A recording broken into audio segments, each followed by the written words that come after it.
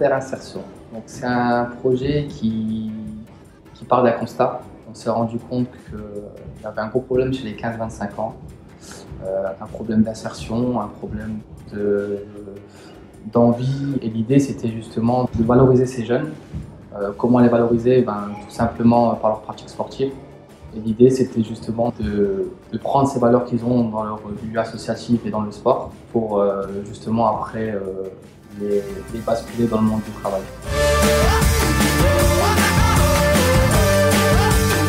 C'est simple, hein. Un jeune qui pratique du sport, dans un premier temps, il s'engage. Donc déjà, l'engagement, c'est un mot fort et super important dans le monde de l'entreprise aussi, c'est-à-dire qu'il s'engage à venir une saison à jouer pour telle ou telle équipe. Et ça déjà, c'est la première des choses, c'est l'engagement et puis tenir ses engagements. Ensuite, l'assiduité, le respect de la hiérarchie, l'estime de soi, la solidarité, on le retrouve énormément, c'est-à-dire ne pas tomber un gamin qui loupe 2 paniers d'affilée. L'idée, c'est de le valoriser dans le positif. C'est pareil dans le monde du travail. S'il y a un collègue qui fait une erreur, si on commence à lui taper dessus, il en prend une deuxième et une troisième. Donc voilà, je pense qu'il n'y a rien de plus proche pour moi du monde du travail, le sport. C'est ce qui se rapproche le mieux du monde du travail. Qui je suis au sein de ce club? Une question. Au sein de ce club, dans un premier temps, je coach les 2 équipes premières. Donc j'ai les 2 équipes premières du Stade Roubaisien.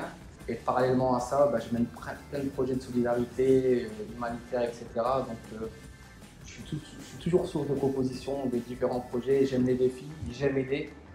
Et tout ce que j'aime, en fait, j'ai envie de le faire partager à tous, et notamment les plus jeunes. Au jour d'aujourd'hui, c'est les plus jeunes qui viennent et qui sont source de propositions et qui proposent des choses. Et à partir de là, je me dis que le travail a été fait. Quand c'est les gamins qui viennent pour aider d'autres structures ou pour aller à la rencontre des SDF, ou quand j'ai des parents qui viennent, qui veulent cuisiner justement pour ces SDF par leur propre initiative, le travail a été fait. Rendez-vous le 9 avril.